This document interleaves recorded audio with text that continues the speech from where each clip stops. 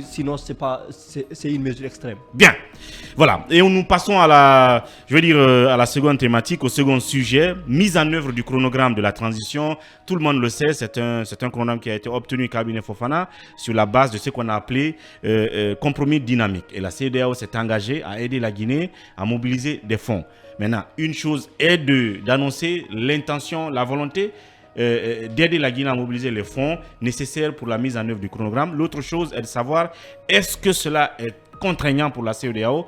Est-ce que c'est une obligation pour la CEDEAO de mobiliser cet argent ou de faciliter la mobilisation de l'argent auprès des partenaires?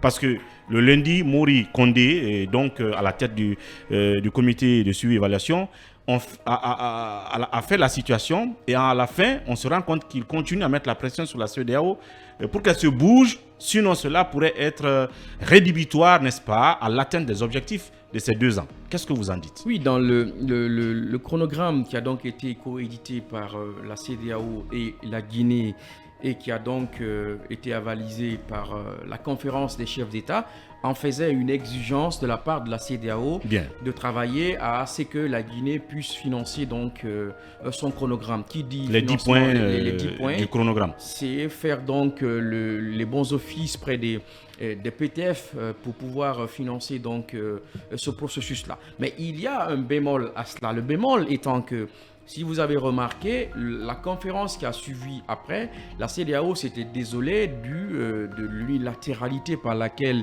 la junte menait donc ce processus de transition, donc ce chronogramme qu'ils ont édité, justement coédité avec la CEDEAO. Est-ce que le fait d'aller solitairement dans la mise en œuvre, mais aussi le fait que ce chronogramme-là souffre aujourd'hui d'un problème congénital qui soit fondamentalement lié au fait qu'il n'est pas en gros accepté par tous les acteurs, notamment les acteurs les plus importants, même si certains n'aimeraient pas que l'on dise cela, alors que c'est véritablement cela. Est-ce que donc ce manque d'inclusivité-là ne peut pas freiner un peu cette exigence-là? Est-ce que ça n'amenuiserait pas justement l'exigence qu'on pourrait faire? Ça met même les partenaires dans une sorte de frilosité, de doute. Oui, surtout que si vous avez tout à l'heure fait mention, M. Mori Kondé a interpellé la CEDEAO ou a fait mention de cet engagement de la CEDEAO au cours justement de ce comité. Parce qu'il a dit pour l'instant, jusque-là, toutes les ressources qui ont été mobilisées le sont par la Guinée et viennent du gouvernement guinéen. Je pense que c'est là où véritablement ça pourrait causer problème. Parce que je ne pense pas que ni la CEDEAO ni les autres organisations pourraient venir viendraient appuyer une transition dont le chronogramme ou même la mise en œuvre ou le contenu faite à leur insu, non seulement à leur insu, et qui souffrait sans leur implication, et qui souffrait d'inclusivité. Vous voyez un peu, donc ça pourrait probablement affecter un peu, ou disons, ça peut constituer une sorte de bémol à cette exigence. Encore que ça n'annule pas naturellement l'engagement de la CEDEAO à pouvoir appuyer donc la Guinée dans la mobilisation des ressources indispensables à la mise en œuvre de ce chronogramme coédité avec la CEDEAO. Merci cabinet Fofana. Emmanuel Milimono. Moi je pense que tant qu'il existe encore des suspicions des doutes entre la CEDEAO et la Guinée dans le cadre donc de la mise en œuvre même du chronogramme consolidé qui a été trouvé avec les techniciens de la CEDEAO, tant qu'il existe des doutes et des suspicions, la CEDEAO va se méfier un peu de prendre la tête de proue de la mobilisation des bailleurs de fonds. Évidemment, au nom du principe de subsidiarité aujourd'hui, toutes les mesures qui engagent la communauté internationale sont prises d'abord par l'organisation sous-régionale la plus proche. Et c'est pourquoi d'ailleurs le cas guinéen est beaucoup plus traité par la CEDEAO que par toute autre organisation. Aujourd'hui, c'est la CEDEAO qui a beaucoup plus de chances, de pouvoir, je dirais même de légitimité pour engager la communauté internationale dans l'accompagnement donc de la Guinée. Il se trouve qu'il y a un problème entre la Guinée et la CEDEAO. On a parlé tantôt, après cet accord, on a parlé tantôt de la mise en place du comité de suivi. Il semble que le CNRD y est parti sans consulter la CEDEAO. La mesure est intervenue avant même au moment où la CEDEAO ne s'y attendait pas. Donc il y a y a encore un certain flottement qui existe Mais un peu est-ce que dans la coopération le entre les deux caractère parties. contraignant de la mobilisation de fonds ou des appuis ou du lobbying de la CEDEAO auprès des partenaires, est-ce que c'est obligatoire? Parce qu'on a l'impression que c'est ce que le gouvernement Non, il guinéen est en train de... n'y a pas forcément un caractère contraignant pour dire que la CEDEAO est obligée de faire Sinon, cela.